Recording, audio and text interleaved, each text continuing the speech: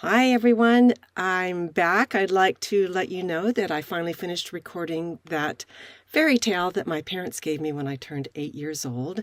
This was the book that they gave me. I could not read from this book, though, because of the copyright protection that is part of it. So I went on to public domain and got my copy of it that is out there for anybody to read or use. So I hope you enjoyed. It's a great little story, and it's called Dwarf Longnose. Enjoy. The Dwarf Longnose, written by Wilhelm Hauff. Many years ago, in a certain city in Germany, there lived an honest cobbler and his wife. The good man sat all day and mended boots and shoes. He made new ones, too, if he could get a customer to trust him with the job.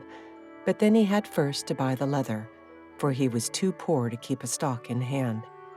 His wife sold fruit and vegetables, which she grew in a little plot of ground outside the city gates. She had many customers, for she was clean and tidy, and had a knack of setting out her wares to the best advantage. The cobbler and his wife had a beautiful little boy named Jacob. Although he was but 8 years of age, he was tall and well-grown, and so he sat by his mother's side in the marketplace and acted as errand boy to the housewives and cooks who made large purchases from his mother, carrying the fruit and vegetables home for them. Very often he came back with a piece of money in his pocket, or at least with a cake or some sweetmeats, for he was so pretty and obliging that people liked to see him in their homes. One morning, the cobbler's wife was sitting in her accustomed place in the market. She had a supply of cabbages and other vegetables, fresh herbs and seeds, and a smaller basket of early pears. Little Jacob sat beside her and called out in his shrill little voice, come by, fine cabbages, fresh herbs, early pears, fine ripe apples and apricots. Come buy, my mother's goods are cheap today." An old woman came slowly across the marketplace. She was dressed in rags and tatters and had a little pointed face, all wrinkled and furrowed with age, red-rimmed eyes, and a sharp hooked nose that nearly met the pointed chin. She helped herself along with a stick, and it is difficult to say how she moved, for she stumbled and limped and rolled along almost as though her legs were broken down wheels, which would soon give way. The cobbler's wife stared hard at her, for although she had been sitting in the marketplace every day for the last 16 years, she had never noticed the queer old creature before. But she shuddered involuntarily when the old woman hobbled towards her and stood still before the baskets. "Are you Hannah, the vegetable dealer?" she said in a cracked, unpleasant voice, her head shaking as though with palsy. "Yes, that is my name," replied the cobbler's wife. "Is there anything I can serve you with?" I must see," she replied. "Let me look at your herbs and see if you have anything I require." She plunged her brown, skinny fingers into the basket of herbs which had been so neatly set out, and, grasping handful after handful, put them to her long, hooked nose and smelt them. The cobbler's wife was much put out to see her rare herbs handled in this way, but she did not like to say anything, for it was the customer's right to examine the goods, and besides, she was half afraid of the old woman. When the whole of the basket of herbs had been handled and turned over, the old woman muttered, Rubbish, the whole lot of it. 50 years ago I could have bought what I wanted. This is good for nothing." These words angered little Jacob. "You are a rude old woman," he said angrily. "First you take up our beautiful fresh herbs in your nasty brown fingers and crush them. Then you put them to your long hooked nose so that nobody else who had seen you would want to buy them, and then you miscall our wares as bad stuff and rubbish when even the Duke's cook does not disdain to buy from us." The old woman looked fixedly at the spirited lad and laughed in a repulsive manner. Then said she in a hoarse, croaking voice, "Ah, my little man, do you like my nose, my nice long nose? Then you shall have a nice long nose too, one that shall reach from the middle of your face right down below your chin." As she talked, she shuffled along to the other basket in which the cabbages were placed. She took the finest, creamy, crisp heads and crushed them in her hands until they creaked and cracked, then threw them back into the basket anyhow. "Bad goods, bad cabbages," she said. "Don't shake your head to and fro like that," cried the little boy, beginning to feel frightened. "Your neck is as thin as a cabbage stalk and looks as though it might snap in two. And if your head rolled off into our cabbage basket, who would buy from us then?" "So you don't like thin necks, eh?" muttered the old woman. "Very well, then, you shall have none at all. Your head shall stick close down to your shoulders so that there will be no danger of its falling off your little body." Come, don't talk such rubbish to the child," said the cobbler's wife, vexed at length. "If you wish to buy anything, make your choice, for you are frightening other customers away." "Very well," answered the old woman grimly. "I will buy these 6 cabbages, but you must let your little son carry them home for me, for I have to support myself on my stick and can carry nothing myself. I will reward him for his trouble." The little boy did not want to go and began to cry, for he was afraid of the ugly old woman. But his mother bade him go quite sternly. She would have been ashamed to let the weakly old creature carry such a heavy burden. So he put the cabbages in a cloth and followed the old woman from the marketplace. She walked so slowly that it was about 3/4 of an hour before they reached her home, which was in a very out-of-the-way part of the town, and which was a miserable-looking little house. The old woman drew a rusty key from her pocket and slipped it into the keyhole, and the door sprang open. But what was little Jacob's astonishment on entering the house to find it most beautiful! The walls and ceiling were of marble, the furniture of ebony, inlaid with gold and polished jewels, and the floor was of glass and so slippery that the little boy fell down several times. The old woman drew a little silver whistle from her pocket and blew it so shrilly that the tones resounded all through the house. A number of guinea pigs at once came hurrying down the stairs, and Jacob was astounded to see that they were walking erect on their hind legs and had their feet thrust into nutshells instead of shoes. They wore men's clothing and had hats on their heads made in the newest fashion. "Where have you put my slippers, you ragamuffins?" asked the old woman, striking them with her staff so that they began to whine and jump about. "How much longer do you expect to keep me standing here?"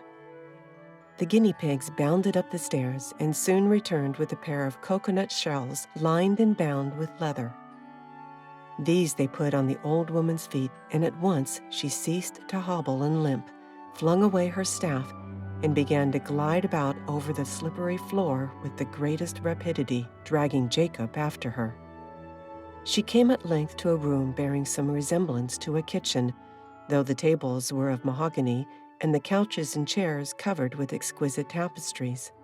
"Sit down," said the old woman in friendly tones, pushing him as she spoke into a corner of a sofa and then rolling a table in front of him so that he could not get out again. "You must be tired walking so far and carrying such a heavy burden," she said. "Now I am going to reward you for your trouble and make you some soup such as you have never tasted before and will remember all your life long." She again blew her whistle, and again a number of guinea pigs appeared dressed in human attire. They wore cook's aprons and had cooking spoons and carving knives stuck in their waistbands. After them came a crowd of squirrels clad in wide Turkish trousers with little green velvet caps on their heads. They appeared to be the kitchen servants, for they at once began to clamber up and down the walls and brought pots and pans, eggs and butter, herbs and flour, and carried them to the fireplace, where the old woman seemed to be very busy with her cookery. The fire burned merrily, and the contents of the pans began to steam and hiss and send forth a very pleasant smell. At length the soup was cooked, and the old woman poured some into a silver dish and set it before little Jacob. "Eat, my little man," said she, "and you will have all that you have coveted in me. You shall become a clever cook, too, but you shall never, never find the herb that was missing in your mother's basket." The boy did not understand what she was talking about, but he went on eating his soup, which was delicious. His mother often cooked tasty dishes for him, but never anything like this. An odor of fine herbs and vegetables arose from it. It was both sour and sweet and very strong. As he finished the last of it, the guinea pigs set light to some incense, which rose in a blue cloud and was wafted through the room. Thicker and thicker the incense rose, and the little boy began to feel stupefied. He tried to rise, telling himself that he must hasten back to his mother, but he only fell back again, and at length, quite overcome, he fell fast asleep on the old woman's sofa. Then he began to dream such strange dreams. It seemed to him as though the old woman took off all his clothes and dressed him up in a squirrel's skin, and he was at once able to jump about like the other squirrels in the house, and began to take his place with them and the guinea pigs, and that, like they, he too became one of the old woman's servants. At first he was the shoeblack, and it was his duty to polish the coconut shells the old woman wore instead of shoes. He had learnt to polish shoes in his own home, and as his father was a cobbler, he had been particularly well taught, so that he was clever at his work. A year seemed to pass, and then he dreamt that he was given more important duties. He and some other squirrels were set to work to catch the sunbeam dust and sift it through fine sieves. This dust was used instead of flour to make the bread the old woman ate, for she had no teeth, and sunbeam dust makes the very softest and finest of bread. Another dream year passed, and then he was promoted to be one of the water carriers. You must not imagine the old woman kept a water cistern or a water butt handy. Oh, dear no. Jacob and the squirrels had to draw the dew from the roses into hazelnut shells. This was the old woman's drinking water, and as she was always thirsty, it was hard work to keep her supplied with it. At the end of another year, he was appointed to do the indoor work. His particular duty was to keep the glass floor in order. He had to sweep it over and then wrap soft polishing cloths around his feet and slide up and down the room until the glass shone brilliantly. At the end of the year, he was promoted to the kitchen. This was a place of honor, only to be reached after long training. He began at the beginning as a scullion and advanced rapidly until he was head cook. Sometimes he could not but wonder at his own skill, for he could cook the most difficult dishes and could make no less than 200 different kinds of pastries.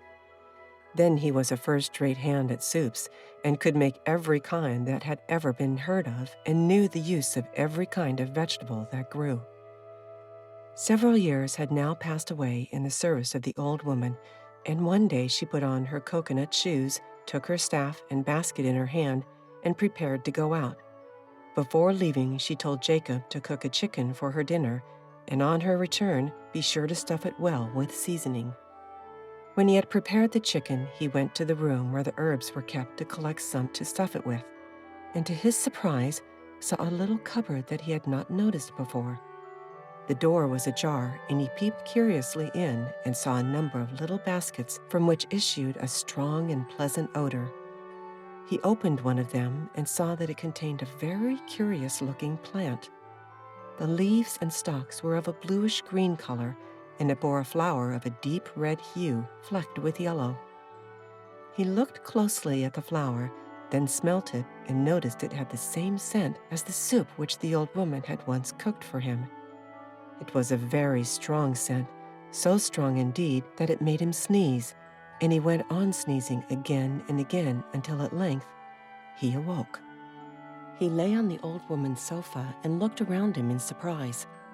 "How real dreams do seem sometimes," he said to himself. "I could have been certain that I was a squirrel just now and had guinea pigs and squirrels for my companions. Also that I had learnt to be a first-rate cook. How Mother will laugh when I tell her all about it, but she will scold me too for having fallen asleep in a stranger's house instead of helping her in the marketplace."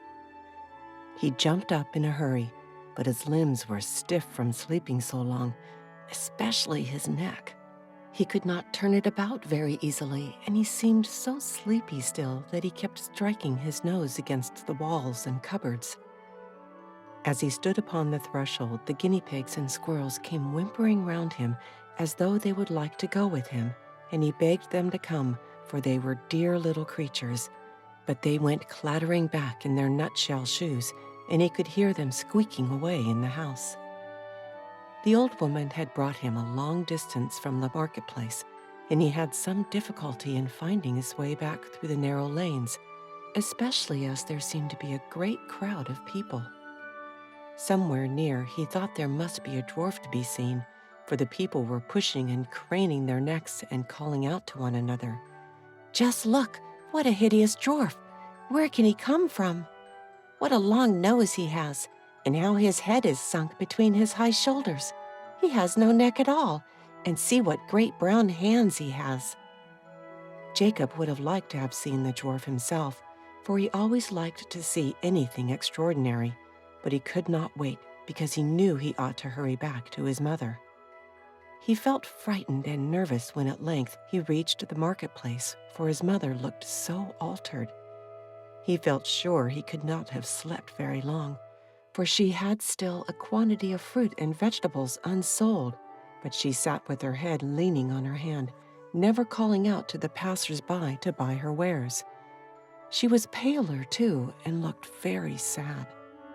He hesitated as to what he should do, but at length he took heart and crept up behind her and, laying his hand caressingly upon her arm, said, "Mother dear, what ails you? Are you angry with me?" She turned to look at him, but started back with a cry of horror. "What do you want with me, you hideous dwarf?" she cried. "Such jokes are out of place." "But mother," Jacob said in alarm, "you cannot be well. Why do you drive your son away?" "Have I not told you to go away?" said Hannah angrily. "You will get nothing from me by such jokes, you ugly creature." "She must be out of her mind," said the little one. "However shall I get her back home?" "Mother dear, look well at me. I am your own little son, Jacob." "Now you have gone too far with your impertinence," cried the woman. "Not content, you hideous dwarf, with standing there and frightening my customers away, you must needs make game of my grief and sorrow. Neighbors, listen to this fellow who dares to say he is my son Jacob." Her neighbors all came crowding round her and began to abuse poor Jacob in no measured terms, telling him it was cruel to joke with a poor bereaved mother who had had her lovely boy stolen away 7 long years ago, and they threatened to tear him limb from limb if he did not go away at once. Poor Jacob knew not what to make of it all. He had gone that morning with his mother to the marketplace, or so he believed, had helped her set out her wares of fruit and vegetables, had carried home the old woman's cabbages, taken a little soup and fallen asleep for a short time, and yet his mother and the neighbors declared he had been absent 7 years, and they called him a horrible dwarf. What could have taken place? When he saw that his mother would have nothing to do with him, the tears came into his eyes, and he turned sadly away and went up the street towards the little shop where his father sat and mended shoes during the daytime. "I will see if he will recognize me," he said to himself. "I will just stand in the doorway and speak to him." When he reached the cobbler's shop, he stood in the doorway and looked in. The old man was so busy that he did not notice him at first, but presently, on looking up, he dropped the shoe he was mending and cried out, "Good gracious me, what is that?" "Good evening, master," said the little man as he entered the shop. "How is trade just now?" "Bad, very bad, little gentleman," said the cobbler. "I cannot work as well as I did. I am getting old, and I have no one to help me, for I cannot afford an assistant." Jacob was astounded that his father should not have recognized him either, so he answered, "Have you no son whom you could train to help you?" "I had one, Jacob by name. He should be a tall, well-grown youth by now, who would have been able to be my right hand, for even as a little fellow he was handy and clever at my trade. He was so handsome, too. and had such pleasant manners that he would no doubt have brought me more customers. Very likely by this time, I might have given up cobbling shoes and have made new ones instead. But alas, such is life. "Where is your son, then?" inquired Jacob with trembling voice. "No one can tell," replied the old man. "For 7 years ago, he was stolen from us." "7 years ago?" cried Jacob in horror-stricken tones. "Yes, little gentleman, 7 long years ago. I remember it as though it were yesterday. My wife came home from the market weeping and wringing her hands. The child had been absent all day, and though she had searched for him everywhere, she had not been able to find him. I had warned her many a time to keep a careful eye upon our pretty boy, telling her there were bad folks in the town who might steal him for the sake of his good looks. But she was proud of him, and often when the gentry bought fruit and vegetables of her, she sent him to carry home their purchases.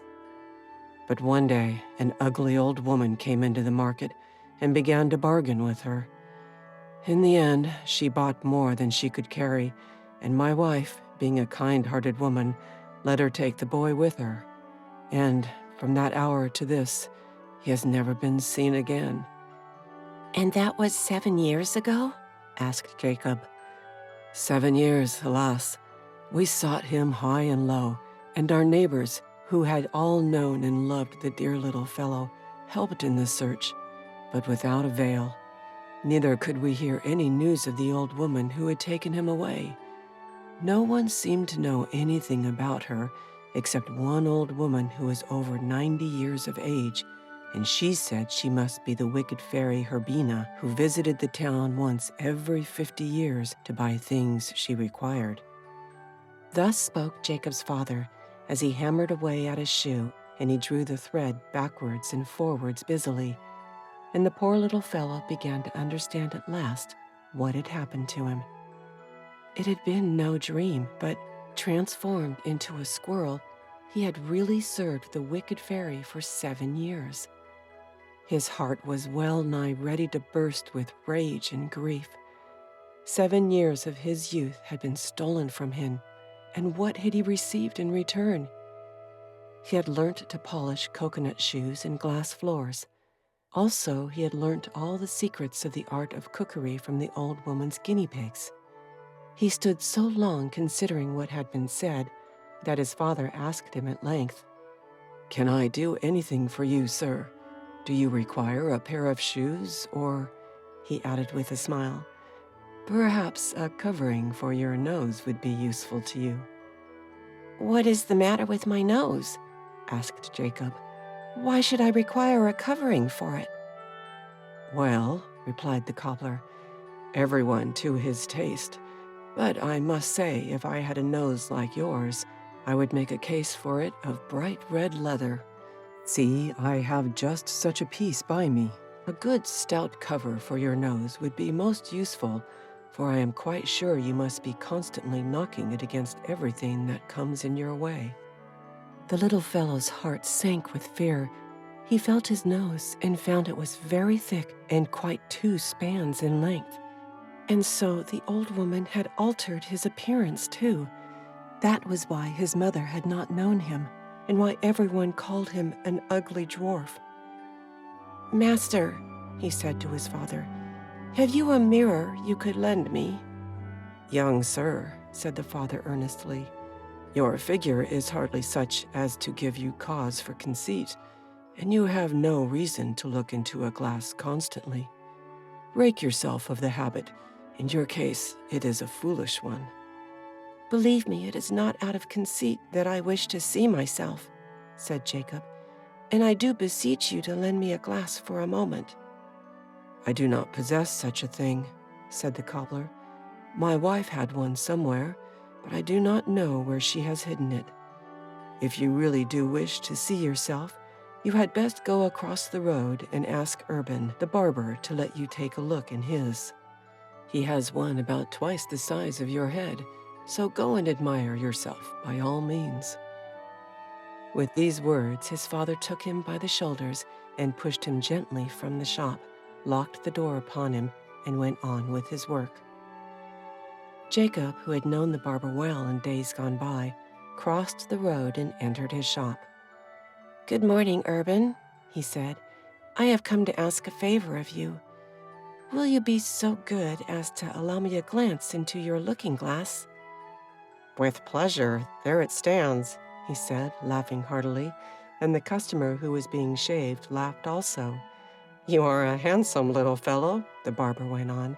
"Tall and slim, a neck like a swan, hands as dainty as a queen's, and as pretty a little nose as one could see anywhere. It is no wonder that you are conceited and wish to take a glance at yourself. Well, you are welcome to the use of my mirrors, for it shall never be said of me that I was so jealous of your good looks. I would not lend you my mirror to admire them in." Shrieks of laughter greeted the barber's words, but poor little Jacob, who had seen himself reflected in the mirror, could not keep the tears from his eyes. "No wonder you did not recognize your son, mother dear," he said to himself. "In the happy days when you were wont to parade him proudly before the neighbors' eyes, he bore little resemblance to the thing he has now become." Poor fellow! His eyes were small and set like a pig's. His nose was enormous and reached beyond his chin. His neck had disappeared altogether, and his head had sunk down between his shoulders so that it was painful to attempt to move it either to the right or left. He was no taller than he had been 7 years before, but his back and his chest were bowed out in such a manner that they resembled a well-tilled sack supported upon 2 weak little legs. His arms, however, had grown so long that they hung down almost to his feet, and his coarse brown hands were the size of those of a full-grown man with ugly spider-like fingers. The handsome, lively little Jacob had been changed into an ugly and repulsive-looking dwarf. He thought once more of the morning on which the old witch had fingered his mother's goods, and when he had twitted her with her large nose and ugly hands. Everything he had found fault with in her, she had given him now, with the exception of the thin neck, for he had no neck at all. "Surely you have admired yourself sufficiently," said the barber laughingly. "Never in my dreams have I seen such a comical fellow as you, and I have a proposal to make to you. It is true I have a great many customers, but not quite so many as I had at one time, for my rival, Barber Lather, has come across a giant and has engaged him to stand at his door and invite the people to enter. Now, a giant is no very great wonder, but you are, my little man. Enter into my service, and I will give you board and lodging and clothing free, and all you will have to do is stand at my door and ask folks to come in and be shaved and hand the towels, soap, and so on to the customers. I shall get more customers, and you may be sure you will receive a good many coins for yourself." The little fellow was inwardly very much hurt that he should have been invited to act as a barber's decoy, but he answered quite politely that he did not wish for such employment and walked out of the shop. His one consolation was that, however much the old witch had altered his body, she had had no control over his spirit. He felt that his mind had become enlarged and improved, and he knew himself to be wiser and more intelligent than he had been 7 years previously. He wasted no time in bewailing the loss of his good looks, but what did grieve him was the thought that he had been driven like a dog from his father's door, and therefore he determined to make one more effort to convince his mother of his identity. He returned to the marketplace and begged her to listen quietly to him. He reminded her of the day on which the old woman had taken him away and recalled to her many incidents of his childhood. Then he told her how, transformed into a squirrel, he had served the wicked fairy for 7 years, and how his present hideous features had been given him because he had found fault with the old woman's features. The cobbler's wife knew not what to believe. Every detail he had told her of his childhood was correct, and yet she could not believe it possible that he could have been changed into a squirrel, besides which she did not believe in fairies, good or evil. When she looked at the ugly little dwarf, she found it impossible to accept him as her son. She thought the best thing that could be done was to talk the matter over with her husband, and so she collected her baskets, and she and Jacob went back to the cobbler's shop. "See here," she said, "this fellow declares he is our lost Jacob. He has described to me exactly how he was stolen away 7 years ago, and how he has been bewitched by a bad fairy." "Indeed," cried the cobbler angrily. "He has told you exactly what I told him an hour ago, and has tried to take you in with his story. Bewitched was he? Well, I will disenchant this little son of mine." So saying, the cobbler took a bundle of leather strappings and, seizing poor Jacob, whipped him unmercifully until the poor fellow, screaming with pain, managed to make his escape. It is strange how little sympathy is ever shown to an unfortunate being who happens to have anything ridiculous about his appearance. This was the reason that poor Jacob was obliged to pass all that day and night without tasting food, and that he had no better couch than the cold steps of a church. But, notwithstanding, he slept until the morning sun rose and wakened him, and then he set himself earnestly to consider how he was to earn a livelihood for himself, seeing that this father and mother had cast him off. He was too proud to serve as a barber's signpost or to exhibit himself in a show for money.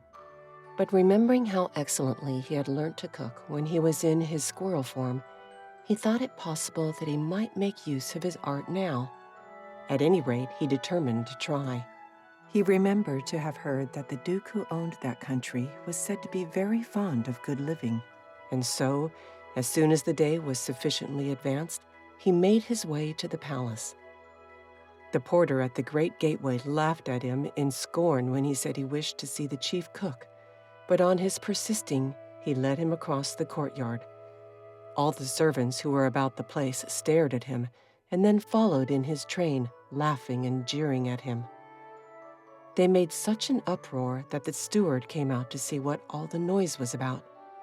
He carried a whip in his hand, and with it he laid about him right and left. "You hounds," said he, "how dare you disturb your master's slumbers? Don't you know that he is not awake yet?" "But, sir," cried the servants, "look what brings us here. Is that not excuse enough? Look at the queer little dwarf we are bringing you." As the steward saw poor Jacob, he had hard work to keep from laughing too, but as he considered it would be beneath his dignity to join in the mirth with the other servants, he managed to restrain himself, and driving them off with his whip, led Jacob into his own apartments and asked him what he wanted. Jacob begged to be conducted to the head cook, but the steward could scarcely believe him. "Surely, my little man, it is to me you wish to apply for a situation. Do you not wish to become the Duke's jester?" "No, sir," replied the dwarf. "I am a first-rate cook and understand how to prepare all sorts of delicacies. I thought the head cook might be willing to make use of my art." "Every man to his own liking, little man, but it seems to me you are rather a foolish fellow. As the Duke's jester, you would have had no work to do, fine clothes to wear, and plenty of good food to eat and drink. Still, we will see what we can do for you, though I doubt if your cookery is sufficiently good to suit the Duke's table, and you are too good to be made of a mere scullion of." The steward then led him to the head cook, to whom Jacob hastened to offer his services. The head cook took a good look at him and burst out laughing. "You a cook indeed," he said scornfully. "Why, you could not reach the top of the stove to stir a pan. Someone has been making game of you in sending you here." But Jacob was not to be put off in this way. "Of what account are a few eggs, syrup, and wine, flour and spices in a house like this?" he said. "Order me to make any tasty dish you can think of, and allow me to have the ingredients I require, and you shall soon judge whether or no I am a good cook." "Well, so be it," said the head cook, and taking the steward's arm, he led the way to the kitchen. "Just for the joke of the thing, we will let the little man do as he wishes." The kitchen was a magnificent place. Fires burned in 20 huge stoves. A stream of clear water, which served also for a fish pond, flowed through the apartment. The cupboards, which contained the stores mostly in use, were of marble and costly wood, and there were 10 large pantries containing every kind of delicious foods from both Eastern and Western countries. Numbers of servants were running to and fro, carrying kettles and pans and spoons and ladles. As the head cook entered, they all stood still, and there was not a sound to be heard but the crackling of the fires and the rippling of the stream. "What has the Duke ordered for his breakfast today?" the great man asked of one of the inferior cooks. "My lord has been pleased to order Danish soup and red Hamburg patties," replied the man.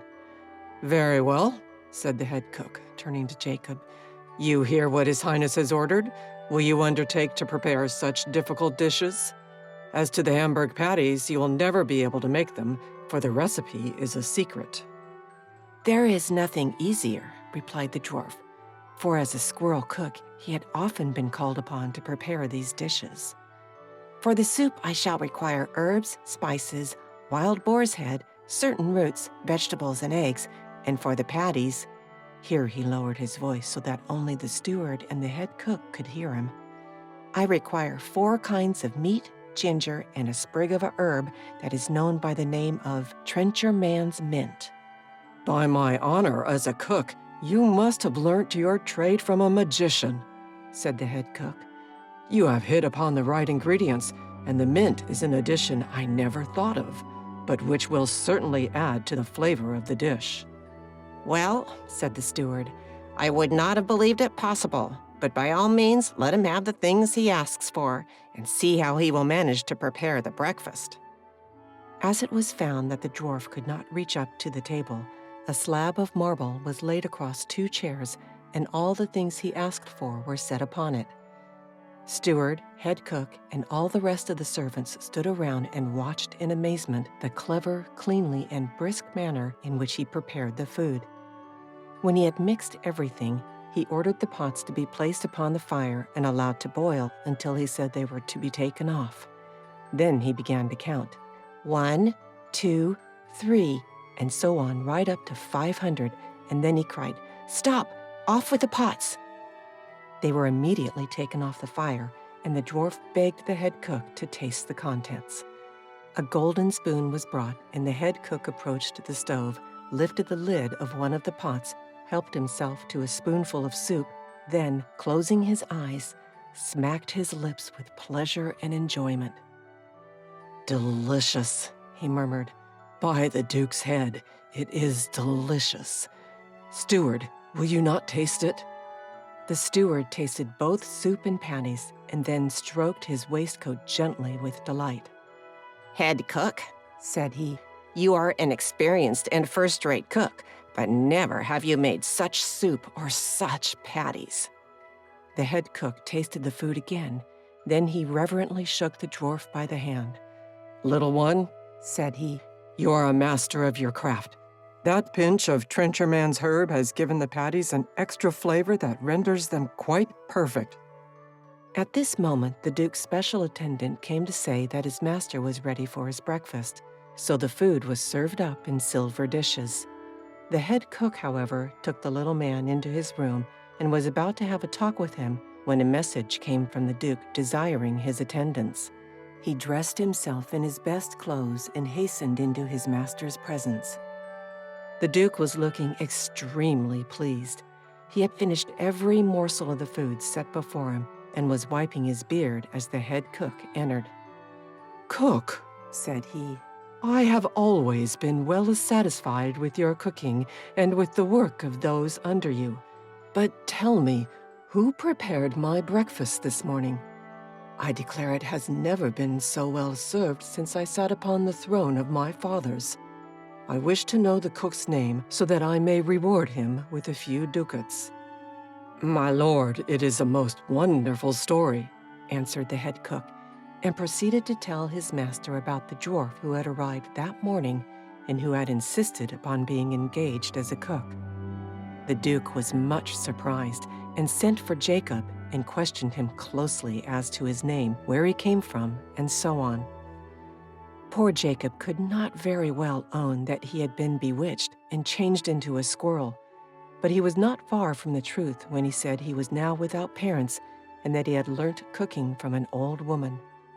The Duke did not urge him to say more, being much taken up with staring at the strange figure and features of his new cook. "If you will serve me," he said, "I will pay you 50 ducats a year, give you a fine robe, and 2 pairs of breeches.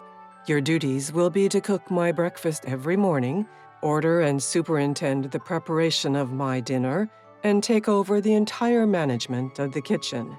As I always prefer to name my servants myself, I shall give you the name of Longnose, and your position will be that of second head cook."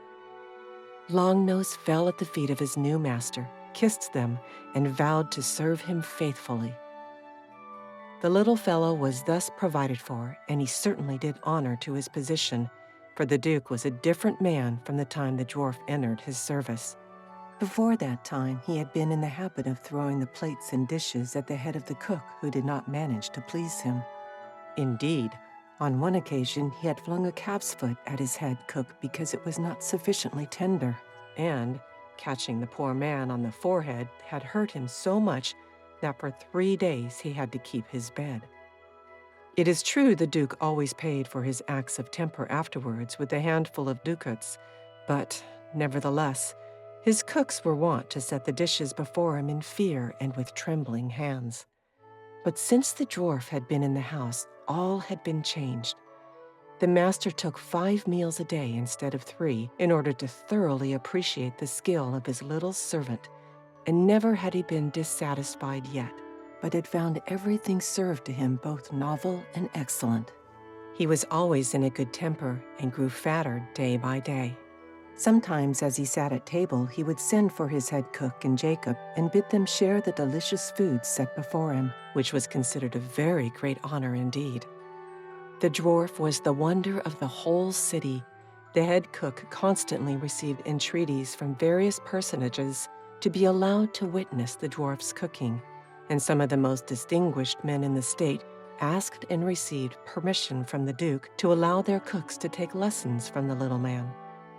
They paid him well for the instructions they received, but Longnose divided the money between all the other cooks, for he did not wish them to become jealous of him.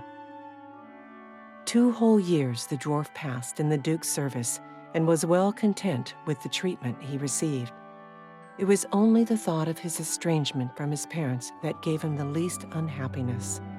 Nothing out of the common had happened to him until the following occurrence took place. He was a better hand at a bargain than most, always seeing at a glance which were the best goods on sale, and for this reason, whenever he had the time, he used to go to market himself.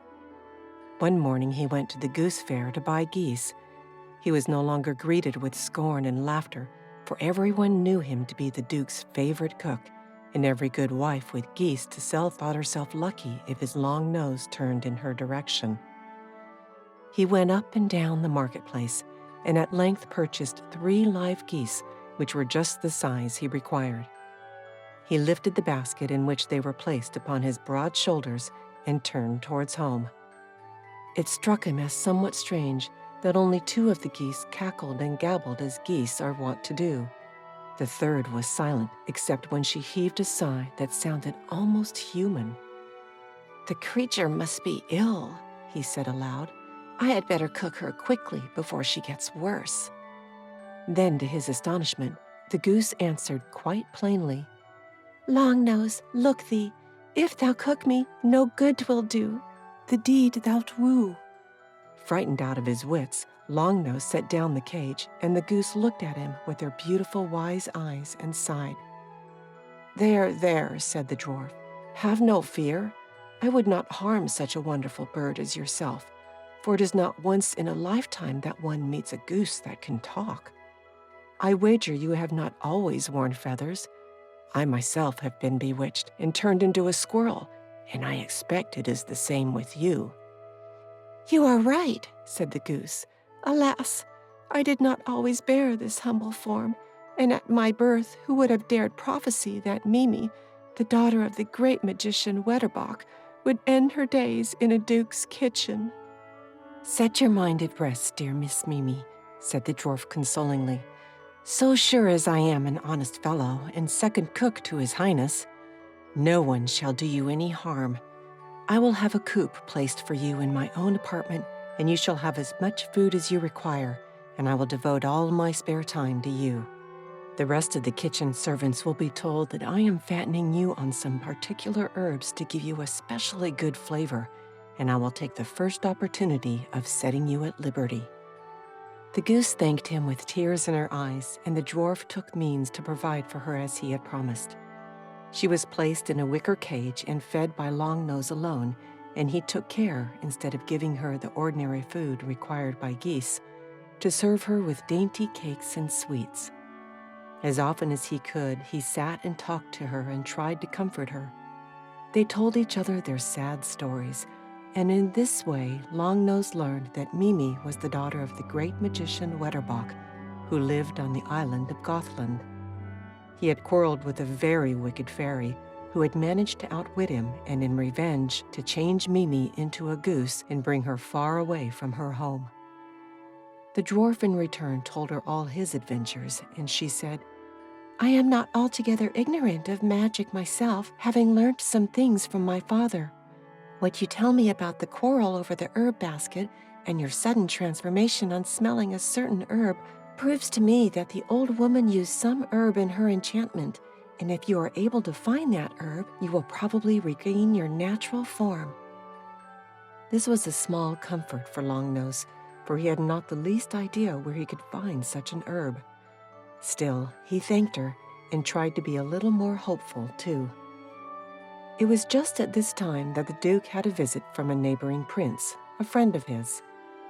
He sent for Longnose and said to him, "Now is the time to prove if you serve me faithfully and are a true master of your art. This prince, who is now my guest, lives better than anyone I know except myself.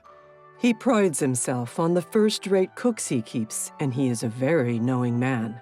Now, be careful that my table is served daily with such dishes that may arouse his astonishment and envy.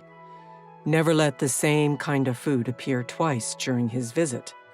You may ask my treasurer for as much money as you require to purchase materials for your cooking. If you want to baste your roasts with gold and diamonds, you shall have them. I would sooner beggar myself than have to blush for the quality of my viands." The dwarf bowed and promised the Duke that he would so manage that the dainty palate of the prince could not fail to approve of the dishes set before him. The little cook exerted all his skill and spared neither his master's treasures nor himself. All day long he was enveloped in a cloud of steam, out of which issued his voice giving orders to the other cooks and scullions. It would take too long to recount all the delicious foods he cooked.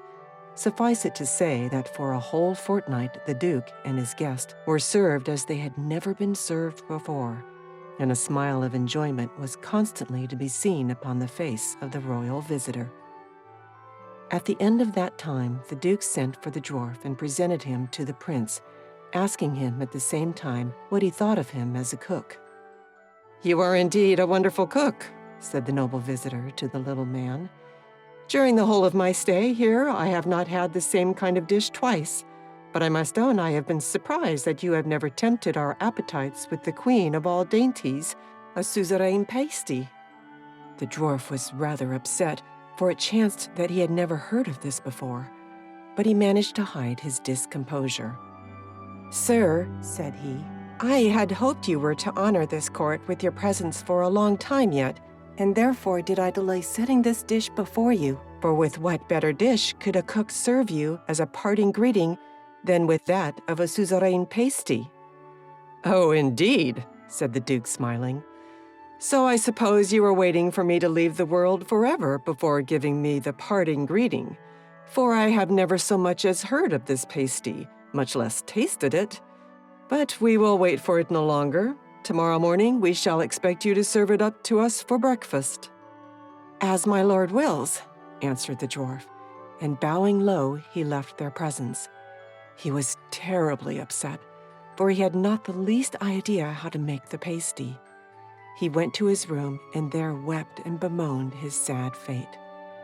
But the goose Mimi came to him, and after inquiring the cause of his sorrow, said, Dry your tears, for I think I can help you in this matter.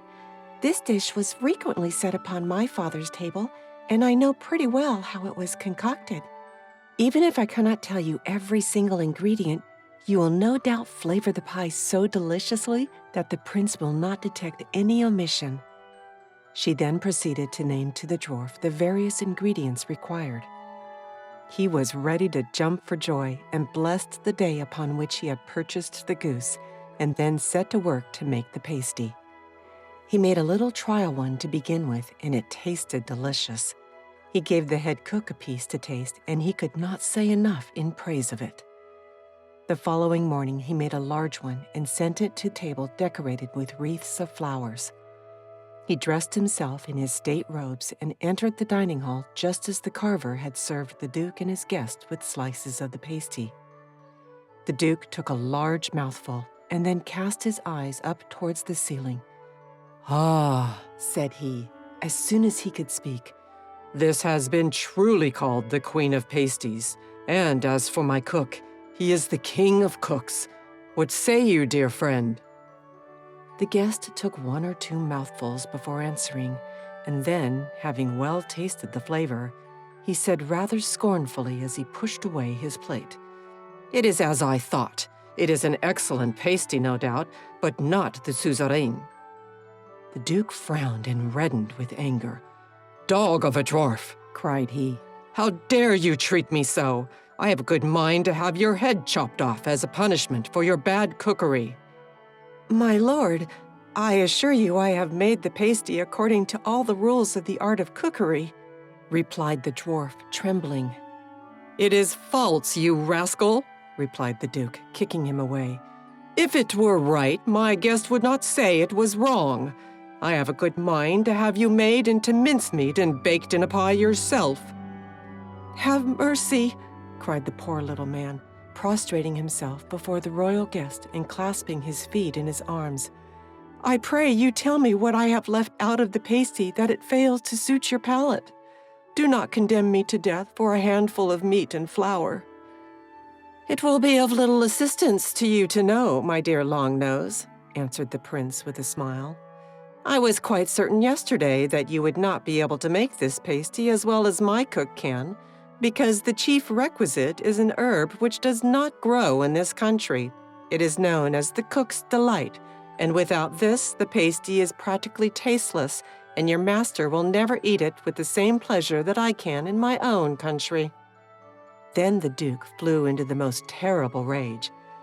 I vow by my honor that either you shall taste this pasty tomorrow morning, exactly as you are accustomed to have it, or else the head of this fellow shall pay for his blunder. Go, dog of a dwarf, I give you 24 hours to accomplish it in. The poor dwarf went to his room and told this fresh trouble to the goose. Come, take heart, said she. Fortunately, I know every herb that grows, and I am sure I can find this one for you. It is a happy thing that it chances to be a new moon tonight, for only at the time of the new moon does this plant grow. But tell me, are there any ancient chestnut trees near the palace? Oh, yes, replied the dwarf with a lighter heart. 200 paces from the palace, beside the lake, there is quite a large group of chestnut trees. But why do you ask? Because the herb is only found at the root of very old chestnut trees, answered Mimi. Let us lose no time, but go and search for what you require. Take me under your arm and put me down when we have reached the spot, and I will help you search. He did as she bade him, but as he would have passed out of the gate of the palace, the sentry barred the way with his lance. My good Longnose, said he, I have the strictest orders not to let you out of the house. Your end has come, I fear. But surely I can go into the garden, replied the dwarf.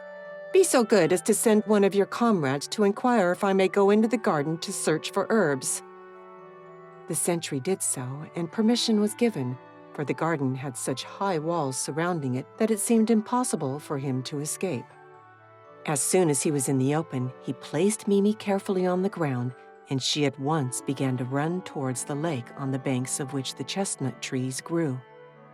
Longnose followed her with a sinking heart, for he had already made up his mind that if the herb could not be found, he would drown himself in the lake rather than allow his head to be cut off. The goose sought in vain for the herb. She left not a blade of grass unturned, and at length she began to cry from sympathy. She would not give up the search until evening began to fall, and the darkness made it difficult to distinguish any surrounding objects. Just as they were about to abandon the search, the dwarf looked across the lake and then cried out, "Look, at the other side of the lake is a huge old chestnut tree. Let us go and search there. Perhaps good fortune blooms yonder."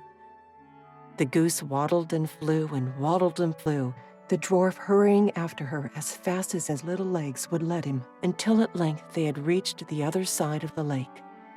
The chestnut tree cast a vast shade, and it was so dark all around that it was difficult to distinguish anything. But suddenly the goose gave a cry of joy and flapped her wings with delight.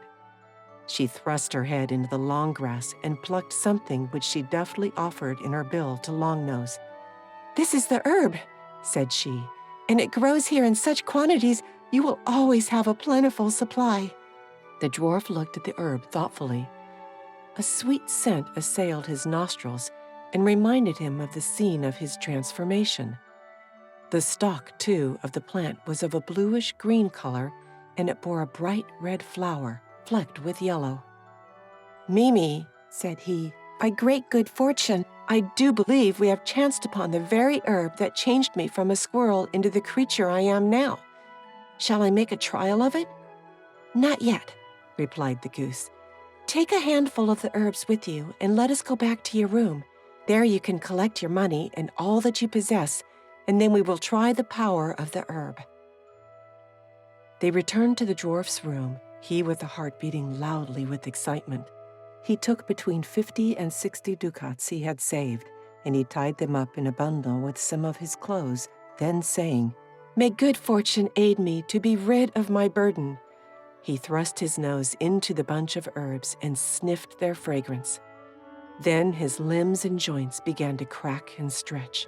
He could feel his head rising from between his shoulders. Squinting down his nose, he could see it growing smaller and smaller. His back and chest straightened themselves out, and his legs became longer. The goose looked on in astonishment. "Oh, how tall and handsome you are!" she cried. "There is not the faintest resemblance left to the dwarf Longnose." As for Jacob, he was beside himself with joy, but he did not forget the thanks he owed to Mimi. His first impulse was to go to his parents, but gratitude urged him to suppress his wish. "But for you," he said to Mimi, "I might have retained my hideous form all the days of my life, or I might even have lost my life. Now is the time to repay my debt. I will take you straightway to your father, whose magic powers will at once enable him to disenchant you." The goose wept tears of joy and accepted his offer gratefully. Jacob passed the sentries safely, for they had only been ordered to bar the way to the dwarf Longnose. With Mimi beneath his arm, he very soon reached the seashore, and before long her home was in sight. The great Wetterbox soon turned the goose into a charming young lady, and, having loaded her rescuer with valuable gifts, bade him farewell. Jacob hastened home, and his parents were only too delighted to accept the handsome young man as their long-lost son. With the presents he had received from Wetterbock, he was able to purchase a shop, and he became a very rich man and lived happily all his days. But his disappearance from the Duke's palace caused a great hubbub. When the morning came on which the Duke was to fulfill his vow and behead the dwarf if he had not found the herb, lo, the dwarf himself was missing. The prince declared the Duke had allowed him to escape to avoid losing such a splendid cook, and said he had broken his word. They quarreled so violently that a war ensued, which is known in all histories of those lands as the Herb War. And when at length peace was declared, it was called the Pasty Peace. And at the reconciliation feast, the prince's cook served up a suzerain pasty to which the Duke did full justice.